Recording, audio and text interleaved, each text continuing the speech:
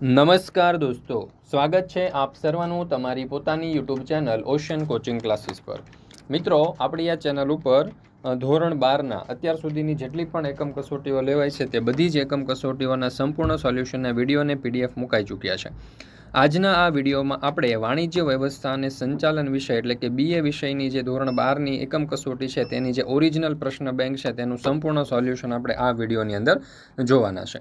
ચાલો તો આપણે શરૂ કરીએ ધોરણ 12ની સામાન્ય પ્રવાહની વાણિજ્ય વ્યવસ્થા અને સંચાલન વિષયની જે એકમ કસોટી છે તેની ઓરિજિનલ પ્રશ્ન બેંકનું સંપૂર્ણ સોલ્યુશન। અને આજની ધોરણ 12ની અંગ્રેજી વિષયની જે એકમ કસોટી છે તે પણ આપણી ચેનલ ઉપર મુકાઈ ચૂકી છે, જેની લિંક તમને નીચે ડિસ્ક્રિપ્શન બોક્સની અંદર મળી જશે।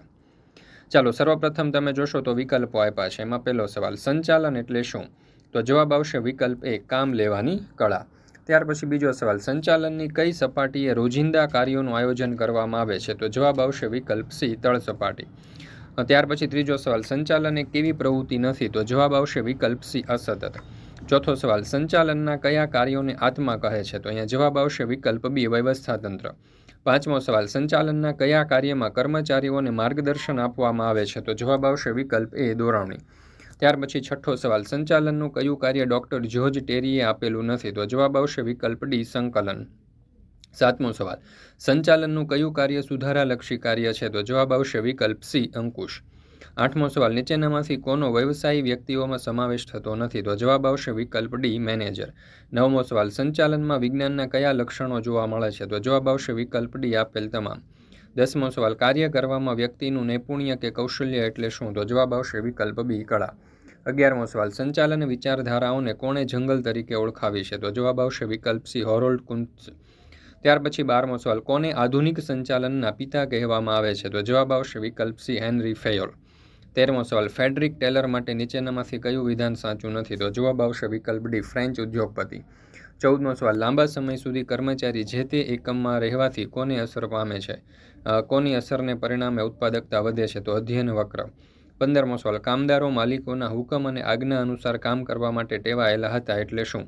તો રૂલ ઓફ થંબ। 16મો સવાલ, કોના જણાવ્યા અનુસાર આયોજન કાર્ય એટલે પસંદગીનું કાર્ય? તો ડૉક્ટર બિલી ગોર્ડ્સ। ત્યાર પછી 17મો સવાલ, આયોજનની પૂર્વ શરત કઈ છે? તો જવાબ આવશે પરિવર્તનશીલતા। 18મો સવાલ, જે કાર્ય અંગે રોજબરોજના નિર્ણયો લેવાના હોય તેવા કાર્યો માટે કઈ યોજના તૈયાર કરવામાં આવે છે? તો કાયમી યોજના। 19મો સવાલ, મૂળ યોજનાને સહાયરૂપ થાય તે અંગેના વિકલ્પો વિચારવામાં આવે છે તેને કઈ યોજના કહે છે? તો ગૌણ યોજના। 20મો સવાલ, આયોજનમાં નક્કી કરેલા ઉદ્દેશોને પાર પાડવા ઉપયોગમાં લેવામાં આવતી યુક્તિ એટલે? તો જવાબ આવશે વ્યૂહરચના।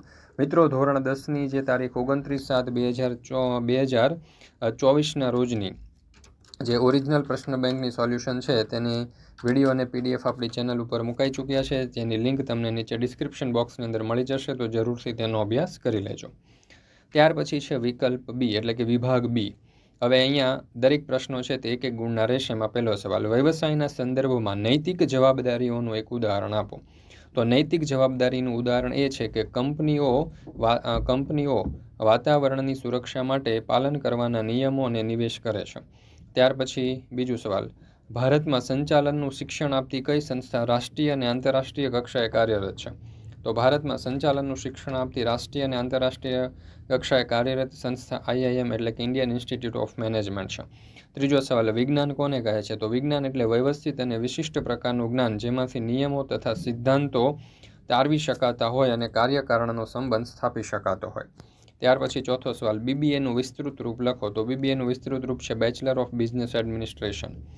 પાંચમો સવાલ, સંચાલનની કઈ સપાટીએ લાંબા ગાળાનું આયોજન કરી વ્યૂહાત્મક નિર્ણયો લેવામાં આવે છે?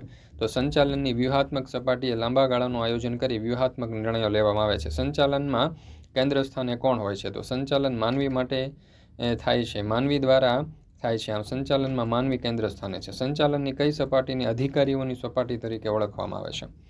તો એકમના સંચાલન અંગેની સર્વોચ્ચ સત્તા ધરાવતી સપાટીને ઉચ્ચ સપાટી તરીકે ઓળખવામાં આવે છે। યંત્ર વિન્યાસ કોને કહે છે? તો યંત્ર વિન્યાસ એટલે યંત્રોની ગોઠવણી, યંત્રોનું સમારકામ અને યંત્રોની જાળવણીને લગતા કાર્યો કરવા। 9મો સવાલ, સંચાલન કઈ સપાટીએ વહીવટનું પ્રમાણ સૌથી વધુ હોય છે? તો સંચાલનની પ્રાથમિક સપાટીએ વહીવટનું પ્રમાણ સૌથી વધુ હોય છે. HRMનું વિસ્તૃત રૂપ લખો. તો હ્યુમન રિસોર્સ મેનેજમેન્ટ. ઉત્પાદન એટલે શું? ઉત્પાદન એ પદાર્થો અથવા તો સેવાઓનું નિર્માણ અથવા તો પ્રસ્તુતિ કરવાની પ્રક્રિયા છે. CEOનું વિસ્તૃત રૂપ લખો. તો ચીફ એક્ઝિક્યુટિવ ઓફિસર. હોર્થોન પ્રયોગ કોણે આપ્યો હતો? તો હોર્થોન પ્રયોગ માર્વિન સ્ટેનલેવ અને ડેવિન ડોનને આપ્યો હતો. પ્રમાણ સમય કોને કહે છે? પ્રમાણ સમય એ સમયનો એવો વિભાગ છે જેમાં કામ પૂરું થાય છે. ભિન્ન વેતન દરની પદ્ધતિ કોણે આપી હતી? તો વેતન દરની પદ્ધતિ ફેડરિક ટેલરે આપી હતી. વેતન એટલે શું? વેતન એ કામ માટે મુજબ આપવામાં આવતી રકમ છે. હેતુઓ કેવા હોવા જોઈએ? હેતુઓ સ્પષ્ટ, માપી શકાય તેવા, પ્રાપ્ય અને સમયબદ્ધ હોવા જોઈએ. આયોજનના ઘટક નીતિ વિશે એક ઉદાહરણ આપો. તો ઉદાહરણ તરીકે કંપનીએ વર્ષના અંતે નિશ્ચિત લાભ મેળવવાની નીતિ અમૃત પૂરી કરી. ત્યાર પછી 19મો સવાલ, એક ઉપયોગી યોજનાનું ઉદાહરણ આપો. તો ઉપયોગી યોજનાનું ઉદાહરણ એ છે કે કંપનીએ નવા માર્કેટિંગ વ્યવસ્થાપનાની યોજના બનાવી જેમાં વધુ ગ્રાહકોને આકર્ષવાનો હેતુ હતો. ORનું વિસ્તૃત રૂપ લખો. તો ઓપરેશન રિસર્ચ. ત્યાર પછી છે વિભાગ C, જેમાં દરેકના 2 ગુણ છે. એમાં પહેલો સવાલ, સંચાલનમાં વિજ્ઞાનના કયા લક્ષણો જોવા મળે છે? કોઈ પણ 4 લક્ષણો જણાવો. તો અહીંયા તમે જોઈ શકો છો કે વ્યવસ્થિત જ્ઞાન, સર્વવ્યાપકતા, કારણ અને અસરનો સંબંધ, હકીકતો, વિશ્લેષણ અને પ્રયોગોનો આધાર, નિયમોની ચકાસણી વગેરે જેવા નિયમો જોવા મળતા હોય છે. ત્યાર પછી બીજું, સંચાલન એક કળા છે, સમજાવો. જેમ કળા માટે સૈદ્ધાંતિક જ્ઞાન હોવું જરૂરી છે તેમ સંચાલનમાં પણ સૈદ્ધાંતિક જ્ઞાન હોવું જરૂરી છે. જેમ કળાના વ્યક્તિગત ધોરણો જુદા જુદા હોય છે તેમ એક સરખું જ્ઞાન ધરાવતી વ્યક્તિઓમાં સંચાલન કરવાની આવડત જુદી જુદી હોય છે. ડૉક્ટર જ્યોર્જ આર ટેરી જણાવે છે કે કળા વ્યક્તિને કામ કરવાનું શીખવે છે. ત્રીજો સવાલ, વ્યવસાયી વ્યક્તિઓના કોઈ પણ 2 ઉદાહરણ. તો વ્યવસાયી વ્યક્તિઓના ઉદાહરણમાં આવશે ડૉક્ટર, વકીલ, ચાર્ટર્ડ એકાઉન્ટન્ટ, ઇજનેર વગેરે. સંચાલન એક વિજ્ઞાન છે, સમજાવો. તો જેમ વિજ્ઞાનમાં ચોક્કસ નિયમો કે સિદ્ધાંતો હોય છે તેમ સંચાલનમાં પણ ચોક્કસ નિયમો કે સિદ્ધાંતો હોય છે. જેમ વિજ્ઞાનના નિયમો દરેક જગ્યાએ અફર હોય છે તેમ સંચાલનના નિયમો દરેક જગ્યાએ અફર રહે છે. ડૉક્ટર જ્યોર્જ આર ટેરીના જણાવ્યા મુજબ વિજ્ઞાન એ વ્યક્તિને જાણવાનું શીખવે છે. 5મો સવાલ, વ્યવસાયની જેમ સંચાલનમાં પણ વિશિષ્ટ પ્રકારના જ્ઞાનની જરૂર પડે છે. જે પ્રકારનો વ્યવસાય હોય તે પ્રમાણે તેમાં વિશિષ્ટ જ્ઞાન જરૂરી ગણાય. દાખલા તરીકે ડૉક્ટરના વ્યવસાય માટે MBBS, MD કે MSની પદવી મેળવવી પડે. વકીલના વ્યવસાય માટે LLM કે LLBની પદવી મેળવવી પડે. સંચાલનમાં પણ વિશિષ્ટ જ્ઞાન મેળવવા માટે BBA અને MBAની પદવી મેળવવી પડે. 6થો સવાલ, સંચાલનના સિદ્ધાંતો અને સંચાલનની પ્રયુક્તિઓ વચ્ચેના ભેદો જણાવો. તો અહીંયા તમે જોઈ શકો છો આપણને ખૂબ જ સરસ રીતે દર્શાવેલા છે. ત્યાર પછી 7મો સવાલ, સંચાલનના સિદ્ધાંતો પરિવર્તનશીલ છે, સમજાવો. તો સંચાલનના સિદ્ધાંતો જડ નથી પરંતુ પરિવર્તનશીલ છે. સંચાલકને જ્યારે અને જેવી પરિસ્થિતિમાં જરૂર લાગે તેવા પરિવર્તનોની શક્યતા છે. પ્રમાણીકરણ એટલે શું? તો પ્રમાણીકરણ એટલે કે સરલીકરણ એ એક પ્રકારની વૈજ્ઞાનિક પ્રક્રિયા છે જે અગાઉથી થવું જોઈએ.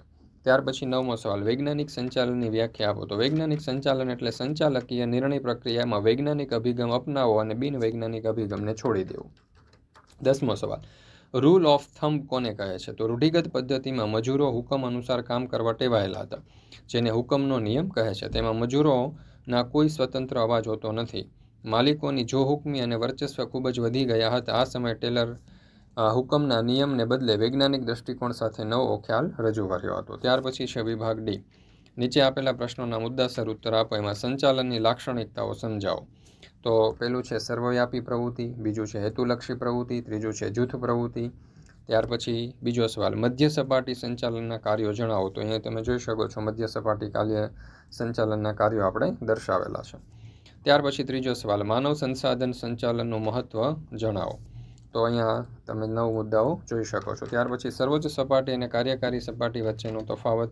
તો એમાં સંચાલન અને વહીવટ, સમાવેશ, સત્તા અને જવાબદારી વગેરે જેવા તફાવતો જોવા મળે છે. નાણાકીય સંચાલનના કાર્યો, તો એ પણ અહીંયા દર્શાવેલા છે. ત્યાર પછી 6થો સવાલ, પ્રશિષ્ટ વિચારધારાઓ એટલે શું? તેની કોઈ પણ 2 મર્યાદાઓ જણાવો. તો પ્રશિષ્ટ વિચારધારાઓ અને તેની મર્યાદાઓ દર્શાવેલી છે. ત્યાર પછી વૈજ્ઞાનિક સંચાલનના મુખ્યત્વે કઈ 3 બાબતો જોવા મળે છે? તો તમે જોઈ શકો છો કે દરેક પ્રશ્નોના ખૂબ સરસ રીતે આપણે અહીંયા ઉત્તરો દર્શાવેલા છે. વૈજ્ઞાનિક સંચાલનના સિદ્ધાંતોની પ્રયુક્તિઓ જણાવો. તો સમય નિરીક્ષણ સર્વપ્રથમ છે. ત્યાર પછી બીજું છે ગતિ નિરીક્ષણ. ત્યાર પછી ત્રીજું છે ભિન્ન વેતન દરની પદ્ધતિ. તો આવી રીતે આપણે 3 પદ્ધતિઓ દર્શાવી છે. ત્યાર પછી છે સવાલ નંબર 9, હેનરી ફેયોલ આપેલ ઔદ્યોગિક સાહસની કોઈ પણ 3 વહીવટી પ્રવૃત્તિઓ જણાવી તેમાં કઈ બાબતોનો સમાવેશ થાય છે તે જણાવો. તો ટેકનિકલ પ્રવૃત્તિ, વાણિજ્ય પ્રવૃત્તિ અને નાણાકીય પ્રવૃત્તિ. 10મો સવાલ, હેનરી ફેયોલના સંચાલનના સિદ્ધાંતો સમજાવો. તો એમાં પહેલું છે શ્રમ વિભાજનનો સિદ્ધાંત, બીજું સત્તા અને જવાબદારીનો સિદ્ધાંત, ત્રીજું શિસ્તનો સિદ્ધાંત. ત્યાર પછી છે વિભાગ ઈ, દરેકના 5 ગુણ છે, એટલે કે એક પ્રશ્ન જે છે તે એક પ્રશ્નના 5 ગુણ રહેશે. માં પહેલો સવાલ, આયોજનનો અર્થ આપી કોઈ પણ 4 લાક્ષણિકતાઓ જણાવો. તો દરેકે દરેક પ્રશ્નનો તમે જોઈ શકો છો ખૂબ જ સરસ રીતે જવાબ આપ્યા છે. એમાં પહેલું લક્ષણ છે સર્વવ્યાપી, બીજું છે સર્વપ્રથમ કાર્ય, ત્યાર પછી છે સભાન અને બૌદ્ધિક પ્રક્રિયા, ચોથું છે પરિવર્તનશીલતા. બીજો સવાલ, આયોજનના કોઈ પણ 5 ઘટકો. તો હેતુ અને ધ્યેય, ત્યાર પછી બીજું છે વ્યૂહરચના, ત્યાર પછી ત્રીજું છે પદ્ધતિ અથવા તો વિધિ, ત્યાર પછી ચોથું અંદાજપત્ર, પાંચમું છે કાર્યક્રમ. ત્યાર પછી પ્રશ્ન નંબર 3, આયોજન એક બૌદ્ધિક પ્રક્રિયા છે, આયોજનની પ્રક્રિયાના સંદર્ભમાં વિધાન સમજાવો. તો એ પણ અહીંયા દર્શાવેલું છે, તમે જોઈ શકો છો. ત્યાર પછી ચોથો સવાલ, આયોજનની કોઈ પણ 5 મર્યાદાઓના સંદર્ભમાં તમારા મંતવ્યો જણાવો. તો પેલું જડતાને પ્રેરે, બીજું બાહ્ય પરિબળોની અનિશ્ચિતતા, ત્રીજું અપૂરતી માહિતી, ચોથું કર્મચારીઓની કાર્ય સર્જનાત્મકતામાં અવરોધ, પાંચમું પદ્ધતિઓનો ખામીયુક્ત ઉપયોગ. ત્યાર પછી 5મો સવાલ, યોજનાના કોઈ પણ 5 પ્રકારો સમજાવો. તો એમાં પહેલું છે કાયમી યોજના, બીજું છે વ્યૂહાત્મક યોજના, ત્રીજું છે સુનિયોજિત યોજના, ચોથું છે કાર્યકારી યોજના, પાંચમું છે આકસ્મિક યોજના. તો આ રીતે આપણે અહીંયા 5 યોજનાઓ જે છે તે દર્શાવી શકીએ. તો દોસ્તો, ફરી મળીશું આપણે એક નવા વિષયની એકમ કસોટીના સંપૂર્ણ સોલ્યુશન સાથે. મિત્રો, આપણી આ ચેનલ ઉપર ધોરણ 12ના બધા જ વિષયની એકમ કસોટીઓના સંપૂર્ણ સોલ્યુશનના વિડીયો અને પીડીએફ મૂકવામાં આવે છે. આ વિડીયો અને પીડીએફનો અભ્યાસ કરવા માટેની લિંક તમને નીચે ડિસ્ક્રિપ્શન બોક્સની અંદર મળી જશે. જરૂરથી તેનો અભ્યાસ કરી લેજો.